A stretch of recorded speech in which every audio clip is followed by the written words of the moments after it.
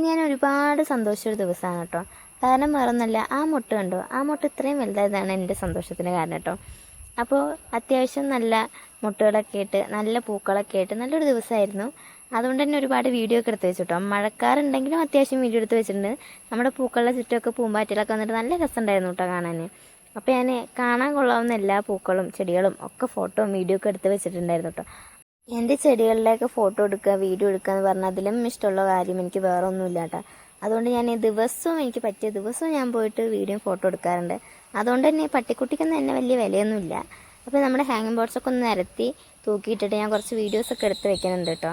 അത് കഴിഞ്ഞിട്ടൊന്ന് ഫുഡ് കഴിച്ചിട്ട് വന്നിട്ടുണ്ടായിരുന്നു. നല്ല ചക്ക കൂട്ടാനും ഒക്കെ ആയിട്ട് ഞാൻ ഫുഡ് കഴിച്ച് വന്നു. അപ്പോഴാണ് കുറച്ച് സംഭവങ്ങളൊക്കെ ഉണ്ടായത് കേട്ടോ. മഴക്കാറൊക്കെ ഒന്ന് പോയപ്പോഴേക്കും ഞാൻ വിചാരിച്ചു ഹാങ്ങിങ് ബോർഡ്സിൻ്റെ ആ വെയിറ്റ് കാരണം കയറ് നല്ലോണം താഴത്തേക്ക് തൂങ്ങി നിൽക്കുന്നുണ്ടായിരുന്നു. അപ്പോൾ അതൊന്ന് മാറ്റി കെട്ടാം എന്നൊക്കെ വിചാരിച്ചിട്ട് എല്ലാ ഹാങ്ങിങ് ബോർഡ്സ് എടുത്തിട്ട് വേറെ സൈഡിലൊക്കെ തൂക്കി വെച്ചു. അപ്പോൾ ആ ഒരു വെയിറ്റ് കൊണ്ട് ഞാൻ തൂക്കിയിട്ട കയറ് പൊട്ടി എല്ലാതും കൂടി താഴെ വീണ് മൊത്തത്തിൽ തവിട് പൊടിയായിട്ടാണ്.